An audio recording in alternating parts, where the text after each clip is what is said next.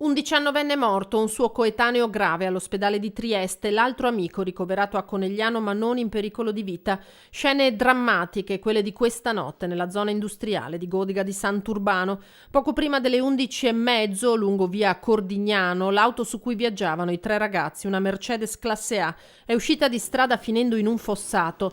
Violento l'impatto con il terreno, come testimoniano le immagini della vettura.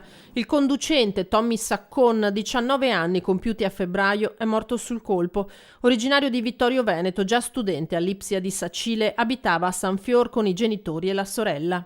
Sono venuto fuori, no, vedo che erano tutti lampeggianti tramite il vetro del portoncino, si vedeva. Dalle 7-8 mesi che non succedeva, prima 3-4 all'anno era sempre. Guarda. Il passeggero, anche lui di San Fiore, è stato estratto dall'abitacolo in condizioni molto serie, trasportato all'ospedale Cafoncello di Treviso, è stato preso in carico dall'equipaggio dell'elicottero di Eli Friuli, uno dei pochi mezzi abilitati al volo notturno, e trasferito all'ospedale di Trieste dove è stato operato. Il terzo ragazzo, seduto sul sedile posteriore, un 19enne di origini marocchine in condizioni di media gravità, è stato preso in carico dall'ospedale di Conegliano.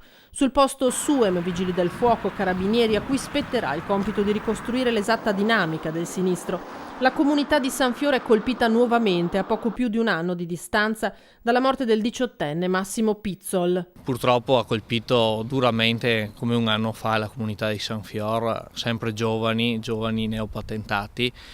Una difficoltà che il paese sente fortemente e un lutto grave. Ha colpito famiglie conosciute e famiglie per bene. L'amministrazione si stringe alla famiglia della vittima ed è vicina ai feriti. Non è escluso che all'origine del sinistro ci possano essere velocità o una distrazione. Siamo stati tutti giovani, io lo sono tuttora e pensiamo che nulla ci fermi, però è importante far tesoro di questi grandi dolori, questi gravi avvenimenti per poter reagire. Dobbiamo parlare con loro, avvicinarli e spiegargli che la vita è una sola.